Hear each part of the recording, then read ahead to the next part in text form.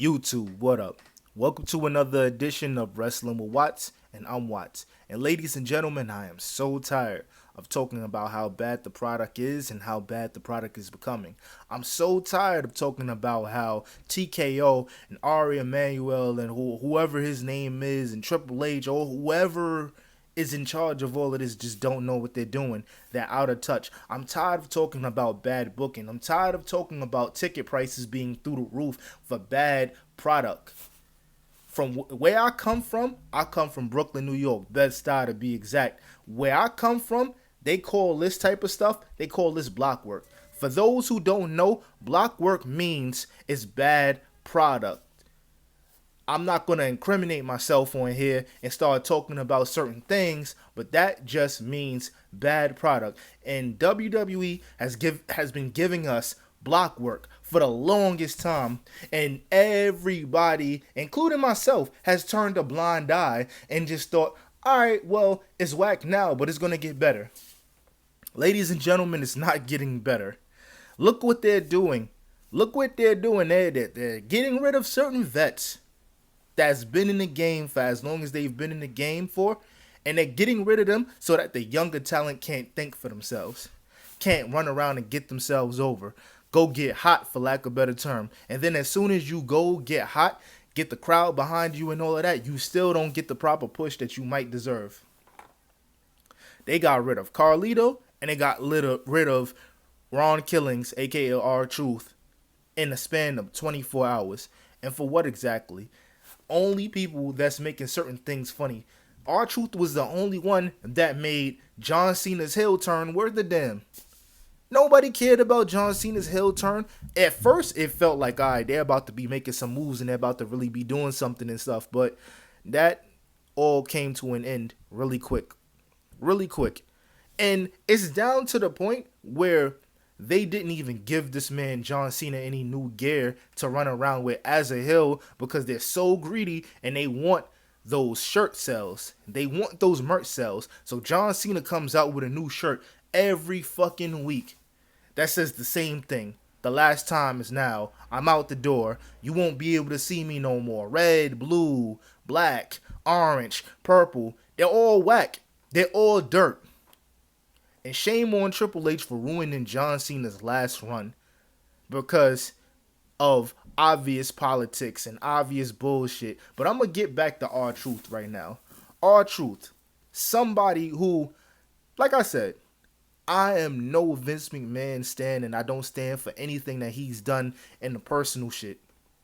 But one thing that Vince McMahon would have never done, he would have never gotten rid of R-Truth. A vet who can still go in great shape. Like, if you ask me, R-Truth is the epicenter of what you should grow into as a superstar. You should be able to still look good. You still should be able to be walking on your own too, not broken down. You still look young. You still could bestow a bunch of knowledge on the younger people. But they let him go. They let him go all because of greed, and it's only going to get worse because all they're going to do is get rid of a lot of other people as well. This is just the beginning. Sorry, ladies and gentlemen, that's how heated I am right now. This is only the beginning. You're going to see a lot of people not getting their contracts renewed because they're making too much money for what they're given or not given. And by that, I mean, how are you going to say that they're not worth this when you won't even put them on TV for real? We haven't really seen R-Truth the way we wanted to see R-Truth until this John Cena situation. And me, being the optimist that I am, I said, yo, nah, John Cena versus R-Truth is going to be a great match. And you know why? Because R-Truth is going to carry the match. And we're going to see a different R-Truth. What did we get? R-Truth in the jorts. R-Truth in the John Cena shirt and the hat. Disrespect. Total disrespect. And this is ever since Triple H took order and took over the entire thing. Now, Triple H has full creative control, and that man is all out of ideas. All of the Vince McMahon ideas are already gone. This is all him. Man almost ruined WrestleMania 40 by giving us The Rock versus Roman Reigns. almost ruined WrestleMania 40 by giving us The Rock versus Roman Reigns after Cody Rhodes already won the Royal Rumble. Just because The Rock said, no pun intended, but just because The Rock said, oh, I'm free now, let's do the match. And ladies and gentlemen, if you hear trains going past and going back and forth, I live in New York City. If you hear horns, I'm not directly next to the train because I feel like it would have been a lot worse, but the train is nearby. So, ladies and gentlemen, thank you for bearing with me. We will get some soundproof stuff at some point, but that's once my subscribers go up. Anyway, the releases is only going to get worse, and it's no secret that everybody else in the locker room is shaking up because they feel like there's no sense of security nowadays because they just going to let R-Truth go, somebody who is loved in the locker room, somebody who can make the most serious person break in character while they're doing promos, somebody who was a nurturer, somebody that was great in the ring, somebody that was a great talker, somebody that even though he embraced the funny guy stuff and the comedic relief and all of that, he could have been so much more. Never got the opportunity under Vince McMahon either, but one thing about Vince McMahon, he was not going to let that man walk away. Now, fingers crossed he could go to TNA, probably could go to AEW, but one thing I'm going to say, and I'm going to just keep it brief. I'm going to keep this brief.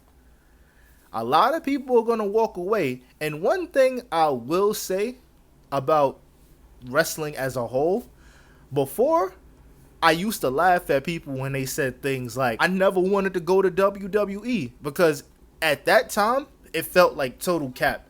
Everybody wants to fucking go to WWE. But now, I'm not going to lie to you. I understand. I would totally understand if a Will Ospreay, free agent, doesn't want to come to WWE.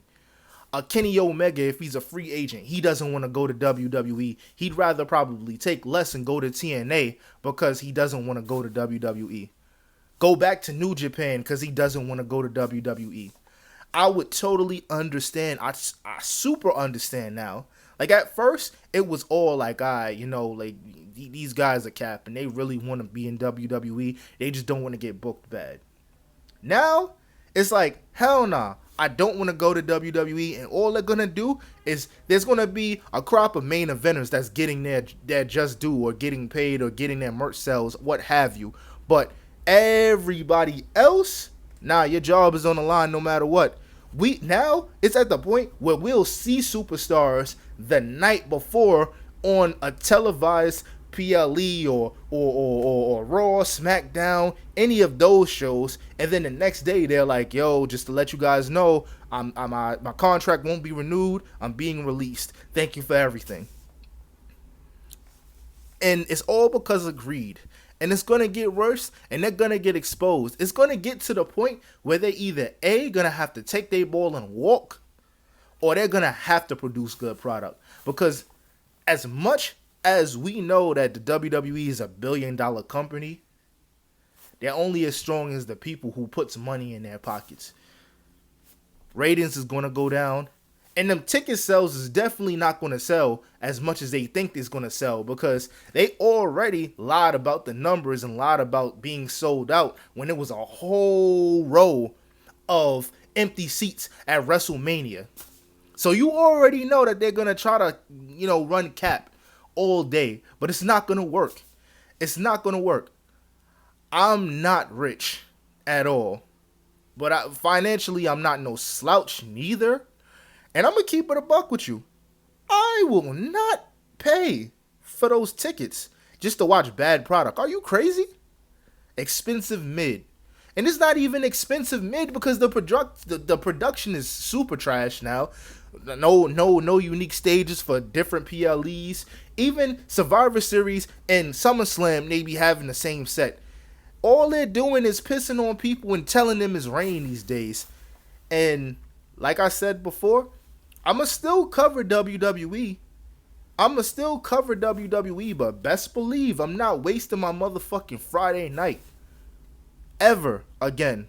If I happen to be in the crib and I don't got no plans, yes, I'm gonna turn SmackDown on. But if I have plans or I get hit with plans, best believe SmackDown's taking a back seat. for obvious reasons. I know that Roman Killings is going to be fine. I know Carlito is going to be fine. But it's all about principle. Nobody cares about the Judgment Day for real. But that's another story for another day. There's a lot of things that we're going to touch on pretty soon. Pause. But let me know what you guys think in the comments, because this is all absolutely absurd. It's atrocious, it's deplorable, it's nasty work.